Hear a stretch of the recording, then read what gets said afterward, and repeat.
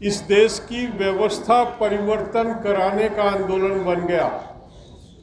जिस समय हमने अपना आंदोलन शुरू किया, ये ठीक बात है, हम दिल्ली आए थे कि 3 कानून रद्द कराने, एमएसपी की गारंटी लेनी।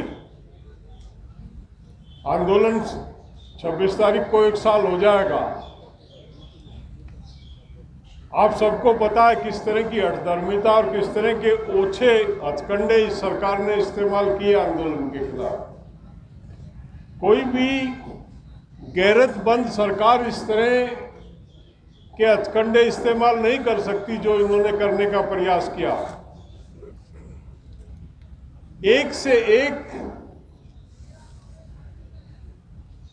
पंजाब का आंदोलन, खालिस्तान का आंदोलन, आतंकवादियों का आंदोलन, क्षेत्र विशेष का आंदोलन और 26 तारीख को जो षड्यंत्र, जो ट्रैप इन्होंने लगाया, जिस तरह का एक षड्यंत्र करके आंदोलन को बदनाम करने का प्रयास किया, वो देश और दुनिया के सामने उजागर हुआ इनका चेहरा।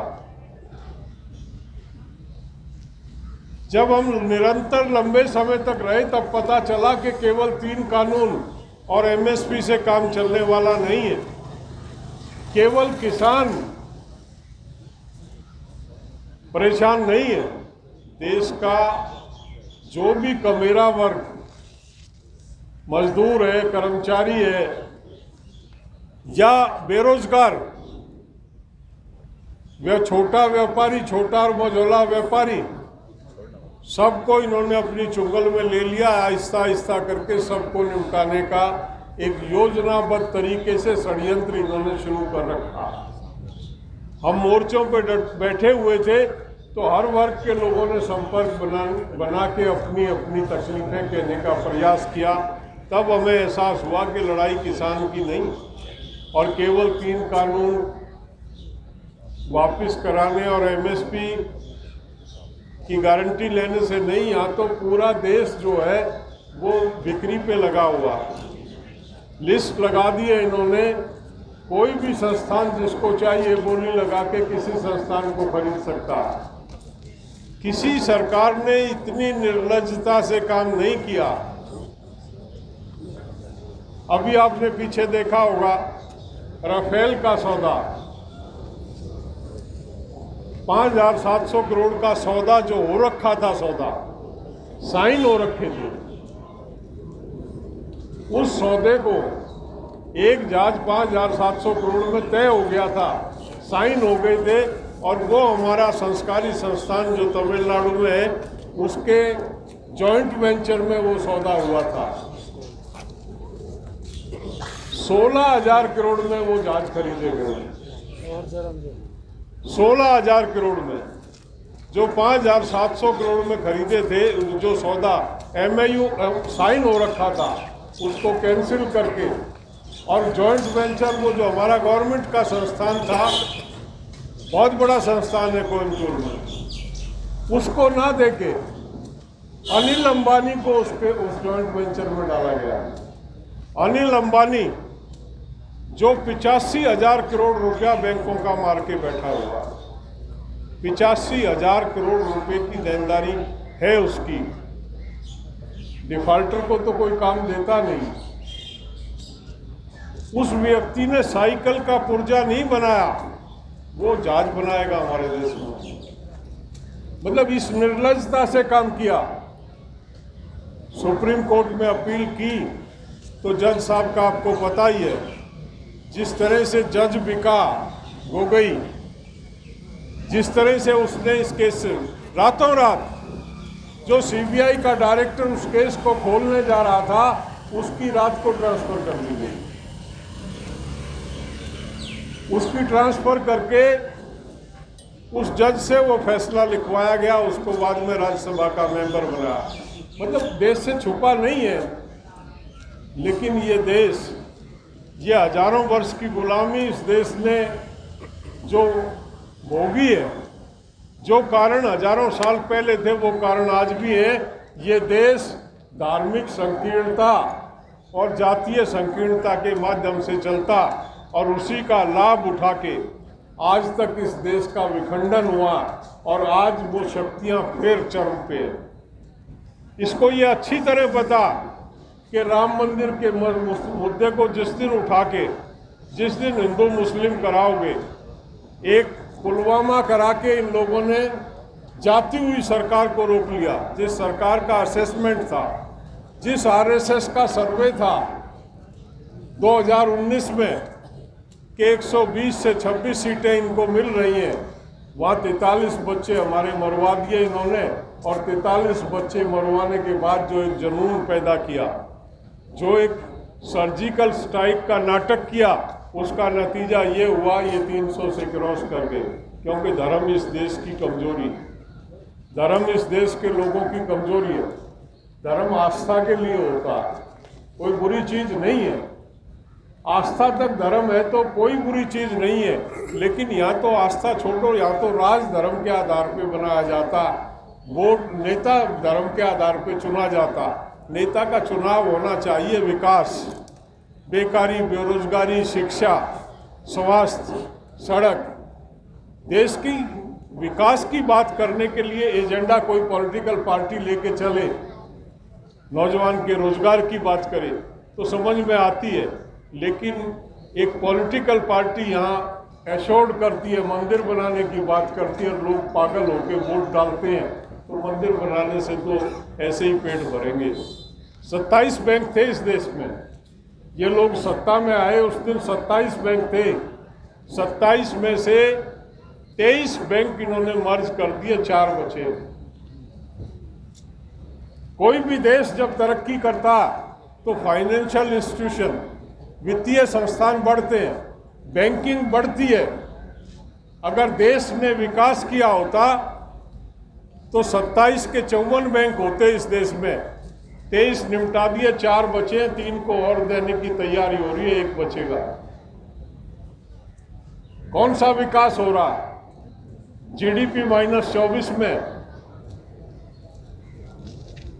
देश का दुनिया में 117 देशों में 112वां नंबर है। गरीबी रेखा की जो लिस्ट है 117 देशों की लिस्ट में 112 पे हम। नेपाल, बांग्लादेश, पाकिस्तान हमसे ऊपर है, काफी ऊपर है। अब इतनी तरक्की बाकी होनी रह रही है, 117वें नंबर पे लाके छोड़ेगा, किस दिन आएगा? बहुत दिन ज्यादा लगाएगा नहीं ये आदमी। क्योंकि गोविलकर की जो किताब है उसने लिखा, ये कोई गलत नहीं कर रहा, गलती आपकी है, आपको आत्म विश्लेषण करना पड़ेगा। गोविलकर ने लिखा कि देश के संसाधन 5% व्यक्तियों के हाथ में रहने चाहिए। 95% आदमी रोजी रोटी की तलाश में भटकते रहें तो राज आप कर सकते हो। अगर लोगों का पेट भरा होगा तो वो हक मांगेंगे, और हक मांगेंगे तो राजनीतिक तौर पे मुसीबत पैदा होगी। तो इन्होंने अपना एक एजेंडे से काम कर रहे हैं। इनका ये एजेंडा कि लोगों को इतनी परेशानियां, इतनी गुर्बत में डाल दिया जाए, देश की तमाम पूंजी को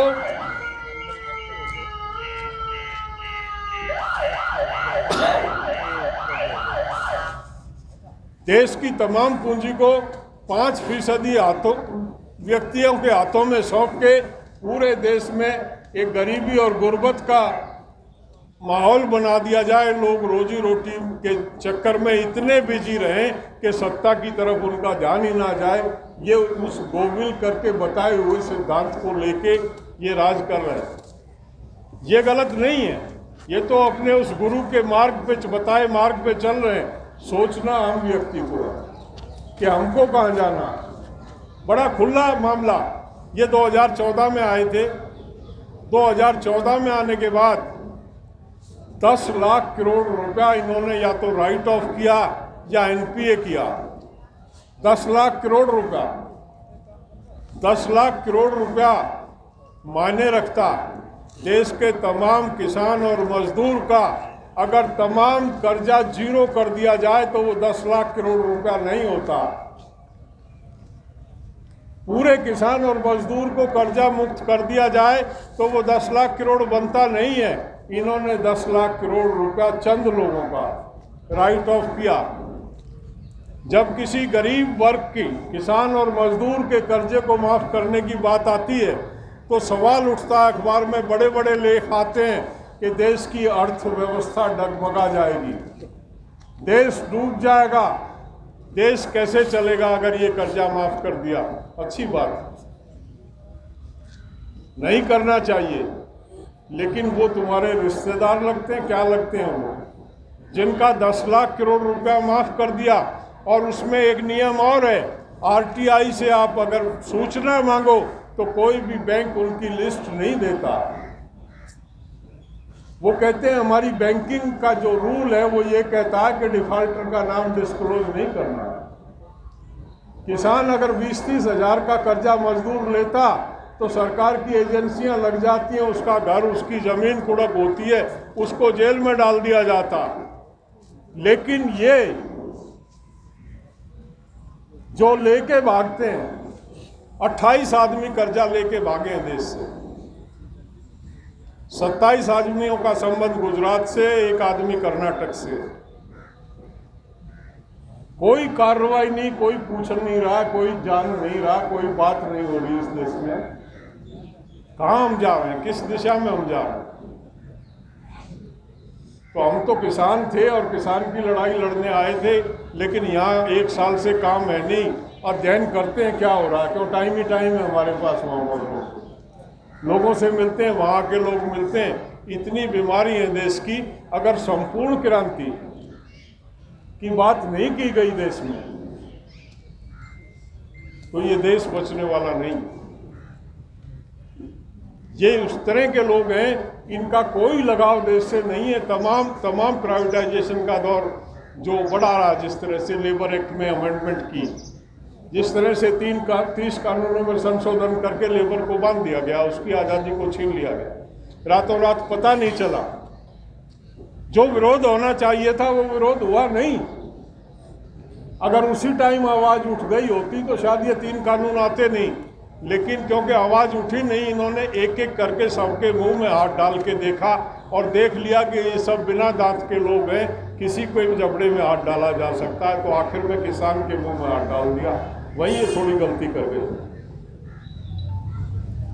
ये बार बार क्लेम करते हैं, ये सवाल करते हैं कि इन कानूनों में काला क्या। मीडिया बड़ा प्रचारित करता, हमारे खिलाफ बात होती है कि आज तक कोई किसान ये नहीं बता पाया कि इन कानूनों में काला क्या। पढ़ा होगा आपने, टीवी में बहुत दफे सुना होगा कि इन कानूनों में काला क्या। ये कानून 2012 में 2 नए कानून हैं और एक कानून में 2 संशोधन हुए। मंडी एक्ट एक नया कानून, एसेंशियल कमोडिटी एक्ट संशोधन हुए उसमें 2, कॉन्ट्रैक्ट फार्मिंग नया कानून। मंडी एक्ट और कॉन्ट्रैक्ट फार्मिंग को 2012 में राज्यसभा में रखा गया था। कॉन्ट्रैक्ट फार्मिंग को राज्यसभा में रखा गया था और मंडी एक्ट को लोकसभा में रखा गया था। नेता प्रतिपक्ष सुषमा स्वराज थी। जब मंडी एक्ट पे बहस हो रही थी तो उसकी रिकॉर्डिंग है सुषमा स्वराज जी की। सुषमा स्वराज ने ये कहा था, ये काला कानून, अगर मंडी एक्ट में छेड़खानी की गई तो इस देश का किसान बर्बाद हो जाएगा। मंडी के माध्यम से किसान अपने आप को सुरक्षित महसूस करता। वो आड़तिया, उसका एटीएम कार्ड है, वो जब चाहे वहाँ से पैसे निकाल सकता। देश का किसान आड़ती के माध्यम से अपने बच्चे की बात, छूछक, पढ़ाई लिखाई, हारी बीमारी और घर चलाने का कार्य करता।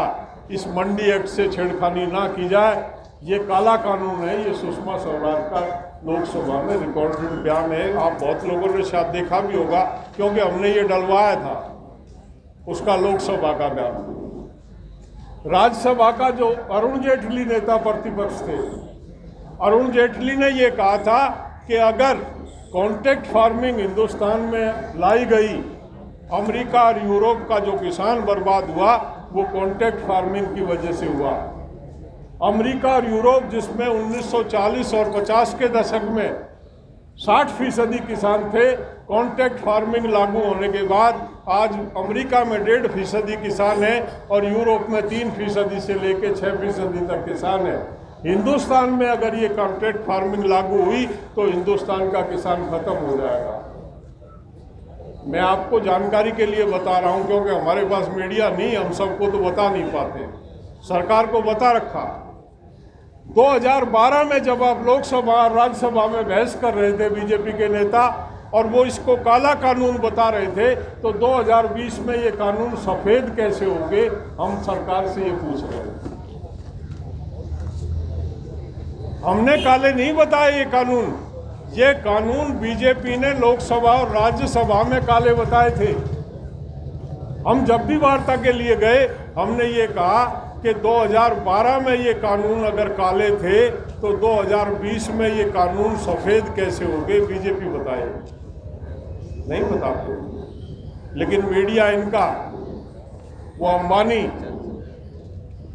जिसके लिए ये काम करता है, मोदी, 18 चैनल उसने पहले के दिन खरीद लिए थे और वो 18 चैनल भोंपू बन के सरकार का काम करते हैं और चिल्लाते हैं कि किसान तो बेकार बैठे हैं, ये कानून तो किसान के हित में है। हम जो बात कहते हैं कि ये कानून अगर 2012 में काले थे, 20 में सफ़ेद कैसे हुए, वो जवाब भारत सरकार देते, हम मान जाएंगे और चले जाएंगे। नरेंद्र मोदी 2011 में फाइनेंशियल कमेटी के चेयरमैन थे। नरेंद्र मोदी की रिकमेंडेशन है देश के किसान को अगर बचाना है तो एमएसपी की गारंटी देनी पड़ेगी। ये रिकमेंडेशन नरेंद्र मोदी की है। हम नरेंद्र मोदी से ये कह रहे हैं कि तुमने रिकमेंड किया था, तुम्हारी रिकमेंडेशन है कि एमएसपी के बिगर जब तक किसान को एमएसपी न्यूनतम समर्थन मूल्य, लाभकारी मूल्य नहीं है, वो न्यूनतम समर्थन मूल्य है। जब तक न्यूनतम समर्थन मूल्य नहीं मिलेगा तो किसान जिंदा कैसे रहेगा। किसान की गुर्बत और आज परेशानी का कारण ये है। हरियाणा में आज तो शायद बाजरा 1500-1600 पे पहुंचा, लेकिन फसल जिस दिन आई किसान की उस दिन 1300 में बाजरा था। राजस्थान में आज भी 1200-1300 में है। 2250 एमएसपी है, 1200-1300 में बाजरा बिक रहा है। मैं कल मक्का बेच के आया हूँ, 1450 रुपये में मेरी मक्का बिकी है। एमएसपी मिलता ही नहीं किसान को। मेरी नहीं बिकी, आम किसान कहाँ से बेच लेगा। तो हर फसल का आधा दाम, हर फसल का। कपास अभी थी 5300 का भाव है, 2300 में बिक रही है, 3000 कम पे बिक रही है। दलहन का जब मौका आता, दलहन जो है वो 7000-7100 का भाव है मूंग का, वो बिकती है मार्केट में 3200-3400 रुपये के बीच में। तो कैसे किसान जिंदा रहेगा, वो हम मांग रहे हैं। सरकार स्वयं कहती है, सरकार की रिपोर्ट कहती है कि एमएसपी फेयर प्राइस नहीं है, एमएसपी लाभकारी मूल्य नहीं है। ये सरकार मानती है। जब तुम हमें लाभकारी मूल्य की तो बात छोड़ो, हम जो तुम मिनिमम की बात करते हो वो हमको नहीं दे सकते, किसान को नहीं दे सकते। और नरेंद्र मोदी की रिकमेंडेशन, अपने रिकमेंडेशन को जो आदमी लागू नहीं कर सकता उससे झूठा और मक्कार आदमी कौन होगा। तो ये स्थिति किसान की बड़ी भयावह है। और किसान के साथ साथ मैंने जैसे बताया कि हम लड़ने किसान की आए थे, लेकिन सब बिक रहा है। और कमाल तो यहाँ हो गया, देखिए, देश की सुरक्षा, देश की मतलब देश का जो संस्थान, जो डिफेंस, जिसके माध्यम से देश स्कोर है, जिसके माध्यम से हम चैन की नींद सोते हैं, ऑर्डिनेंस फैक्ट्री में प्राइवेटाइजेशन कर दिया गया है। ऑर्डिनेंस फैक्ट्री जहां हमारे हथियार बनते हैं, जहां रख रखाव का काम होता है, पहले वहां लेबर एक्ट में चेंज किया, यूनियन पे बैन लगाया, कोई आदमी हड़ताल नहीं कर सकता। पहले वो एक्ट में चेंज किया और उसके बाद ऑर्डिनेंस फैक्ट्री को प्राइवेट हाथों में सौंप दिया। बचा क्या? जिस देश की रक्षा की जिम्मेदारी भी प्राइवेट व्यापारियों के हाथों में। बम्बई में एक 2 ग्राम चरस के साथ लड़का पकड़ा गया, 20 दिन उसकी जमानत नहीं हुई। चलो देश का कानून है, ना हो जमानत। लेकिन अडानी के बंदरगाह के ऊपर 3000 किलो चरस पकड़ी गई, उसका चर्चा नहीं है इस देश में। 2 ग्राम पे सजा होती है यहाँ पे, 2 ग्राम पे जो है वो कोर्ट और देश और मीडिया हिल जाता है, और 3000 किलो चरस एक पोर्ट पे पकड़ी जाती है। पकड़ी तो एक दिन गई है, इसलिए लोगों को, थोड़े बहुतों को पता चल गया जो जागरूक हैं। कितनी चरस का धंधा ये करता होगा अडानी। ये जो प्राइवेट हाथों में दिए गए हैं, इनमें चरस ही आएगी और क्या आएगा। कोई अंकुश नहीं है उन पे। ये चरस बेचें, अफीम बेचें, हशीश बेचें, तो देश को पूर्ण तौर पे डिफेंस में ये ले आए, रेलवे में ले आए। रेल एयर इंडिया बिक गई, चलो एयर इंडिया का हमारा आपका क्या लेना देना, हम जहाज में हैं। कोई शायद किसी खास अवसर पे कोई गलती से जीवन में 1-2-4 यात्रा कर ले। मजदूर लोग हैं, हमको रेल के सवार हैं, रेल को दे दिया। रेलवे में क्या है कि कॉम्बिनेशन है। जो रेलवे की एसी ट्रेन है वो देश को प्रॉफिट देती है, मिनिस्ट्री को। जो पैसेंजर ट्रेन है उनके घाटे को कंपनसेट करती हैं वो जो एसी ट्रेन। एसी रूट्स जितने भी हैं ट्रेनों पे, उनको प्राइवेट हाथों में दिया जा रहा है, वो लिस्टेड है। कुछ तो दिए जा चुके हैं, कुछ देने की तैयारी। जो 150 रुपये का टिकट लेके आप यहाँ से दिल्ली जयपुर की यात्रा कर लेते हो, आने वाला समय शायद चंद वर्ष के बाद आप वो ख्वाब हो जाएगा 100 रुपये का भी रेलवे में टिकट था, क्योंकि अडानी तय करेगा, उनका भाड़ा अडानी तय करेगा। वो लेबर यूनियन के जो हमारे साथी हैं दिल्ली में, अधिकांश जो कुली हैं वो राजस्थान के हैं, और राजस्थान में भी करौली डिस्ट्रिक्ट और इसके आसपास के लोग हैं।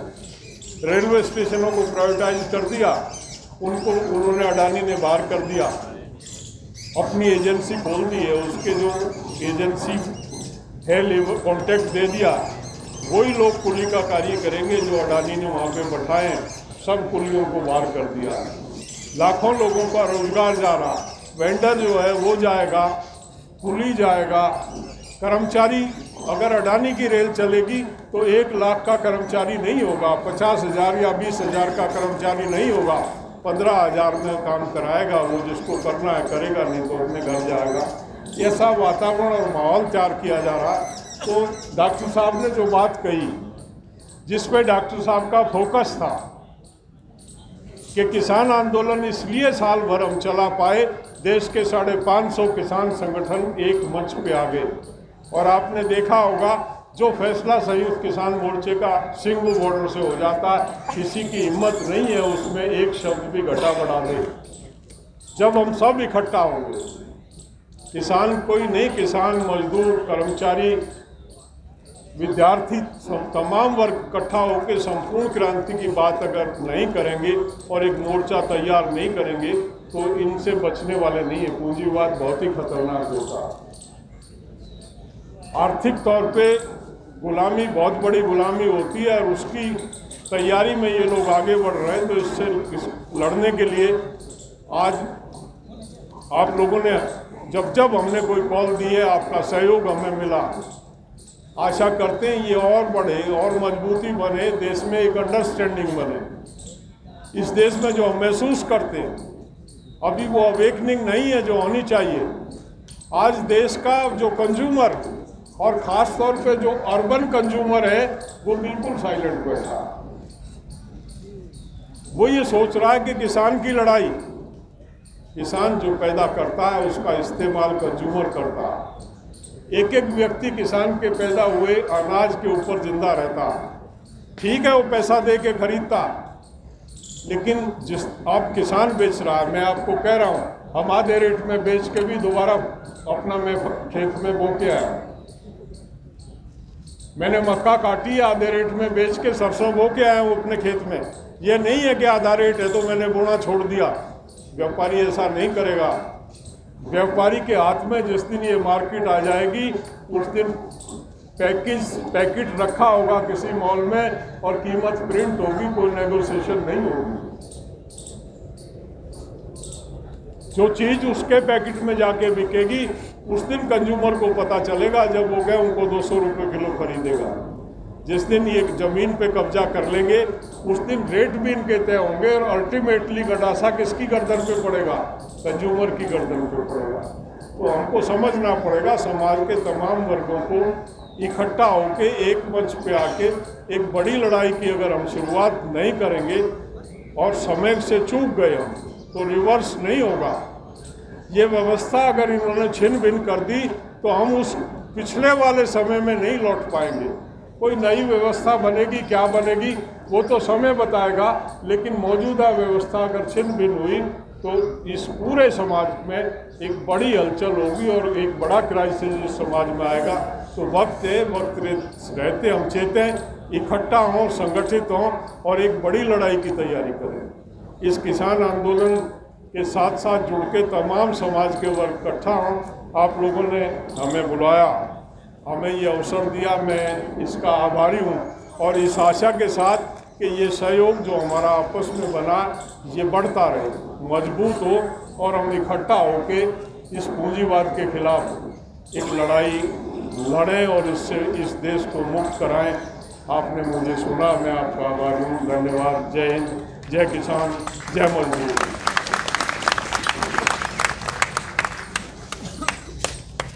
बहुत बहुत धन्यवाद प्रधान जी का।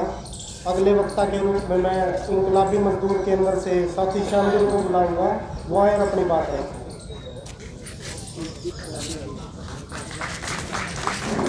साथियों, लाल सलाम। यहाँ पे आए हुए संयुक्त किसान मोर्चा के जो प्रतिनिधि साथी हैं, हम इनका धन्यवाद करते हैं कि ये जो मजदूर किसान पंचायत है इसको गंभीरता से लिया और साथी लोग यहाँ पे आए और अपनी बात रखी। साथियों, स्थिति ये है कि पिछले जब से कोरोना काल आया, कोरोना काल के बाद सरकार ने आपदा को अवसर में तब्दील करने के नारे के साथ मेहनतकश जनता पे चौतरफा हमला बोल दिया। और इस चौतरफे हमले में उन्होंने शुरुआत में तो 4 घंटे का अल्टीमेटम देके देश में लॉकडाउन लागू किया गया। लाखों लोग पैदल जो है चलते हुए जान गंवाए। कितना भयानक देश में जो है विभत्स स्थिति जो है क्रिएट की। सरकार यहीं पे नहीं रुकी, आपदा को अवसर में तब्दील करते हुए 3 कृषि विरोधी कानून लाए गए। किसान विरोधी नहीं है बल्कि पूरे मेहनतकश जनता के खिलाफ ये 3 कृषि कानून हैं। 44 श्रम कानूनों को खत्म करके 4 मजदूर विरोधी लेबर कोड्स लागू किए गए।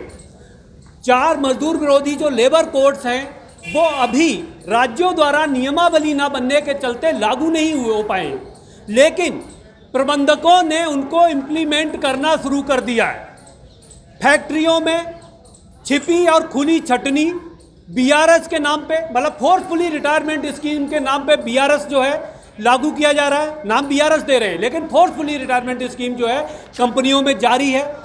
वर्करों को निकाल के बाहर किया जा रहा है। और ये जो 4 लेबर कोड हैं उनमें जो प्रावधान किए गए हैं वो प्रावधान वही प्रावधान है जब 1928 में असेंबली में बम फेंका था भगत सिंह ने। उस दौरान जो प्रावधान किए गए थे, हड़ताल करने के अधिकार पे जो जुर्माने लगाए गए थे, जो ट्रेड डिस्प्यूट बिल लाया गया था, वही प्रावधान इस 4 जो है लेबर कोड में सरकार के द्वारा किए गए। इन प्रावधानों के तहत हड़तालों को असंभव टाइप का बना दिया गया है। अगर मजदूर हड़ताल करते हैं, जो कानूनी हड़ताल करने का मजदूरों का अधिकार था, अगर मजदूर हड़ताल करते हैं तो मजदूरों की हड़ताल को गैर कानूनी घोषित करने के इतने तरीके इस लेबर कोड में लगाए गए हैं कि कानूनी हड़ताल कोई संभव नहीं हो पाएगी। और हड़ताल को गैर कानूनी घोषित करने के बाद हड़ताली मजदूरों पे हजारों रुपए के जुर्माने की बात की गई है। 10,000 रुपए से लेकर 2 लाख रुपए तक जुर्माने की बात है। और उस हड़ताल का समर्थन करने के लिए भी अगर कोई साथी आते हैं, जैसे संयुक्त किसान मोर्चा के साथी आज आए हुए, अगर ये हड़ताल होती और इसमें ये आते और सरकार हड़ताल को लीगल कर देती तो हड़ताल के किसी भी समर्थक को, चाहे वो 5 रुपए चंदा तक दे, उस पर भी लाखों रुपए के जुर्माने की बात कर दिए। सरकार द्वारा यूनियन बनाने का अधिकार, कानूनी अधिकार 1926 में अंग्रेजों के जमाने में लिया गया। यूनियन बनाने के अधिकार के तहत हमारे अभी 13 साथियों को आजीवन कारावास, जो मारुति के साथियों को है, वो जेलों में सड़ रहे हैं। 2 साथी लोगों की डेथ हो गई जेल में रहते हुए आजीवन कारावास में। एक साथी जेल में ही रहते कैंसर से उसकी डेथ हो गई। एक साथी पैरोल पे घर गया, करंट लगने से डेथ हो गई। और 11 साथी अभी तक आजीवन कारावास की सजा भुगत रहे हैं।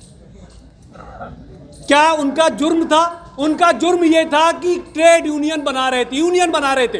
वो अपना राज भी नहीं मांग रहे थे। वो ये भी नहीं कह रहे थे कि सारा कुछ पैदा इस देश में मजदूर कर रहा है, सारा कुछ पैदा इस देश में मजदूर और किसान कर रहा है। तो वो कोई जो है राज नहीं मांग रहे थे पूंजीपतियों से। वो केवल अपने पेट के लिए, यूनियन बनाने के लिए एक अधिकार की मांग कर रहे थे। उस अधिकार के तहत अपराधी जो है की तरह व्यवहार किया गया। यूनियन बनाने के अधिकार का अपराधीकरण सरकार द्वारा कर दिया गया है। और मजदूरों द्वारा मांग उठाने की बात, मजदूर अगर कोई भी मांग उठा रहे, कोई भी अगर सामान्य मांग, न्यूनतम बेच इतनी न्यूनतम है कि उसको भुखमरी बेच कहे।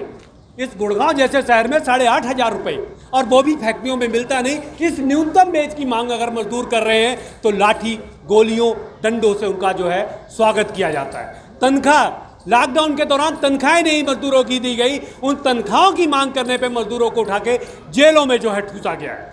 ये मजदूरों के साथ इस समय हो रहा है। साथियों, मजदूर वर्ग वो वर्ग है, देश में उत्पादन कौन कर रहा है? मजदूर करता है या किसान करता है? बाकी तो प्रकृति ने जो दिया हुआ है। मजदूर वर्ग फैक्ट्रियों में ट्रैक्टर बनाता है, खाद बनाता है, बिजली बनाता है, ढेर सारी चीजें, कीटनाशक बनाता है, और भुखमरी बेच मजदूर को दिया जाता है। वही उत्पाद जब किसानों को बेचे जाते हैं तो वह इतने महंगे बेचे जाते हैं कि ढेर सारे किसान साथी, पिछले 30 सालों में लाखों की तादाद है किसानों की आत्महत्या करनी। कर्ज के जाल में फंस के, मतलब खादों के, बिजली के, बाकी सारे उत्पादों के दाम इतने बढ़ा दिए गए कि ढेर सारे किसान साथी जो है कर्ज जाल में फंस के आत्महत्या करने को मजबूर हुए, और ये तादाद 10 लाख से ज़्यादा है। मजदूरों की हालत, फैक्ट्रियों में हाथ कटते हुए, एक्सीडेंट होते हुए, अगर इस गुड़गांव शहर की बात की जाए, मजदूरों की अगर जो है डेथ की बात करें, तो कोई दिन ऐसा नहीं होगा जिस दिन मजदूरों के हाथ या पांव जो है फैक्ट्रियों में नहीं कटते। तो ये जो बुरा हाल मजदूरों का जो किया जा रहा है, जो मजदूरों के साथ जो सरकार ये बुरा हाल कर रही है, वही सरकार अब किसानों को उजाड़ के, मजदूर कौन है? कल के किसान थे जिनको उजाड़ के आज मजदूर बना दिया गया है। और ये कृषि कानून, किसानों को उजाड़ के उनको मजदूरों की बातों में शामिल करने के कानून, अब वो भी किस तरीके से? पूरी तरीके से कृषि को कारपोरेट के हवाले कर देना। पूरी तरीके से जो गरीब और मझोला और जो सीमांत किसान है, जो गरीब किसान है, वो तो तुरंत फुरत उजाड़ने की जो स्थिति में है। और इन कानूनों के बाद ये प्रक्रिया बहुत तेजी से बढ़ेगी। बहुत तेजी से किसानों को जो उजाड़ने का काम सरकार जो है कर रही है इन कृषि कानूनों के नाम पे। पूरी तरीके से कृषि का कारपोरेटीकरण कर रही है। वही कारपोरेट पूंजीपति के लिए मजदूरों को रखो और निकालो का अधिकार दे रही है। तो आज की तारीख में ये जो पंचायत है, जो मजदूर और किसान पंचायत की हम बात कर रहे हैं, हम चाहते हैं कि जब दुश्मन कामन है, कानून बनाने वाली जगह एक है, बनाने वाले लोग एक हैं, तो इस लड़ाई को देश में जो उत्पादन करने वाले, बेसिक उत्पादन करने वाले जो लोग हैं, मजदूर और किसान, इनको मिलके लड़ना पड़ेगा।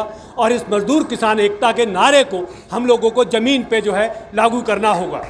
इस पंचायत के तहत हम चाहते हैं कि ये निर्णय जो है हो, जगह जगह ये मजदूर किसान पंचायतें हों। और ये जो कॉमन मुद्दे हैं, जो साथियों ने बात भी रखी, साथी उग्राह जी ने भी बात रखी, साथी युद्धवीर जी ने भी बात रखी, कि सवाल अब केवल 3 कानून का नहीं, पिछले 1 साल में क्या किया, पिछले 1 साल में ये सीखा कि ये जो कानून बनाने वाली जगहें हैं वहाँ हमारे कोई नुमाइंदे नहीं।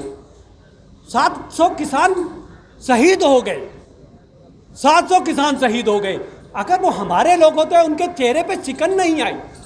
हजारों मजदूर पैदल चलते हुए मर गए, कोई उनके चेहरे पे चिकन नहीं।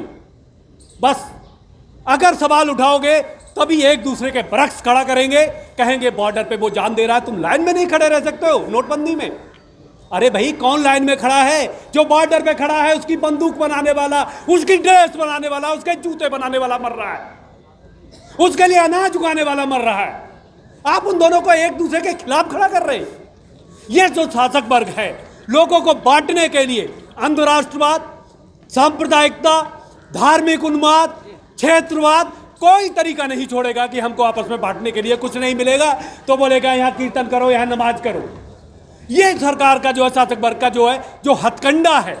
साथियों, किसान आंदोलन का मजदूर वर्ग एक मामले में कर्जदार भी है कि ये जो कृषि कानून है, जो 4 लेबर कोड हैं, जितनी तेजी से इन्होंने पास किए, जितनी तेजी से लागू कर रहे थे, ये बॉर्डर पे बैठे हुए जो किसान साथी हैं, ये हमारे जो साथी बोलते हैं कि परिजन जो लोग बैठे हुए हैं बॉर्डरों पे, उसकी वजह से सरकार की अभी हिम्मत नहीं पड़ रही है।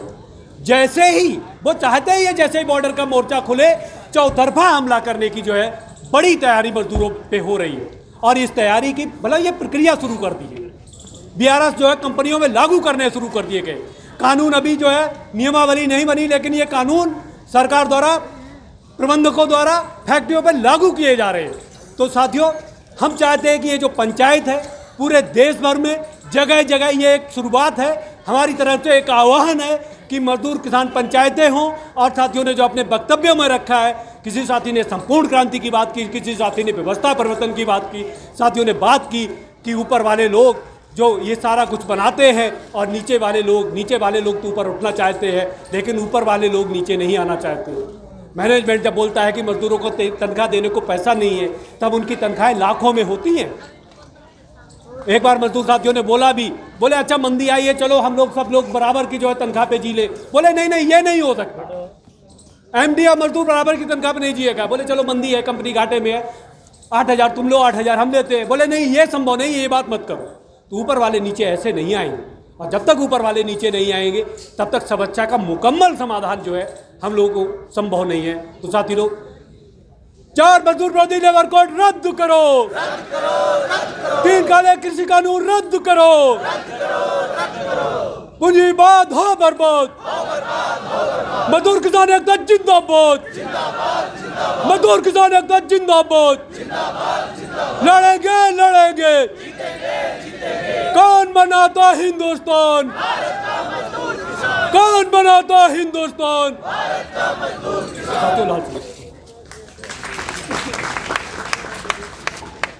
बहुत बहुत धन्यवाद साथी का।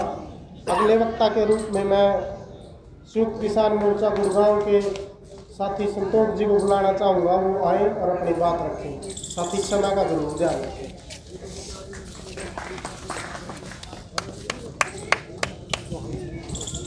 सम्मानित मंच, मजदूर किसान पंचायत में आए हुए सभी किसान मजदूर साथीगण, मातृशक्ति और नौजवान साथियों, 26 नवंबर को जो किसान आंदोलन है, इसको 1 साल हो जाएगा। आज़ादी के बाद से आज तक का ये सबसे बड़ा आंदोलन है। और ये जो आंदोलन है, ये एक विचारधारा की लड़ाई है। सरकार जो है, उसकी जो नीति है, उसकी जो नियत है, दोनों में खोट दिखता है। जब 1 साल पहले ये कानून लागू किए गए थे, पूरी दुनिया में लॉकडाउन था, पूरे देश में लॉकडाउन था, और पूरी दुनिया है, लोगों में दहशत थी कोरोना महामारी की। और ऐसे समय में सरकार चुपके से अध्यादेश लाई और ये कानून बना। तो इससे सरकार की जो नियत है उस पर शक उत्पन्न होता है। जो सरकार की नीति है, जब हम तीनों कानूनों को पढ़ते हैं, जो कृषि कानून सरकार कहती है कि ये किसानों के फायदे के लिए है, उसमें किसानों के लिए कुछ भी नहीं है। वो सीधे सीधे कॉरपोरेट को लाभ पहुंचाने वाले हैं। आम आदमी, गरीब आदमी, मजदूर आदमी, सबका उससे शोषण होगा। एक जो अमेंडमेंट है, आवश्यक वस्तु संशोधन अधिनियम, ये 1955 में बना था कानून, और कानून बनाने की मंशा थी प्रत्येक व्यक्ति को उचित दाम पर खाना मिल सके। और कोई भी अगर जमाखोरी करेगा खाने की चीज़ों की तो 7 साल तक सजा। सरकार ने एक ही झटके में वो कानून बदल दिया। अब कॉरपोरेट जो फूड चेन्स हैं वो कितना भी जमाखोरी कर सकते हैं, किसान अब भी नहीं कर सकता, सिर्फ कॉरपोरेट फूड चेन्स। इससे क्या होगा, जब भी फसल आओगी वो जमाखोरी करेंगे और इसका असर किस पे पड़ेगा? महंगाई हो जाएगी, खाने की चीज़ें महंगी होंगी तो इसका असर आम जनता पर पड़ेगा। दूसरा एक कानून बना दिया, कॉन्ट्रैक्ट फार्मिंग है। अंग्रेजों के टाइम में था, ठेका पर था, वही कॉन्ट्रैक्ट फार्मिंग अब लागू कर दी। कानून में जब हम पढ़ते हैं तो ये स्पष्ट लिखा हुआ कि जब कोई भी कंपनी किसान से अगर कॉन्ट्रैक्ट करेगी तो कंपनी किसान बन जाएगी और किसान तो फिर मजदूर बन जाएगा। यानी जो भी कानून है सीधे सीधे कॉरपोरेट को लाभ पहुंचाने वाले हैं। अब भाई मजदूर भाइयों की बात है, 44 कानून ख़त्म कर दिए जो लेबर्स के थे, जो लेबर्स को प्रोटेक्ट करते थे, और 4 लेबर कोड बना दिए। तो सरकार की जो नीति है वो किसान को, मजदूर को उसका शोषण करने की नीतियां बना रही है और सीधा सीधा पूंजीपति कॉरपोरेट को पोषण करने की नीतियां बना रही है।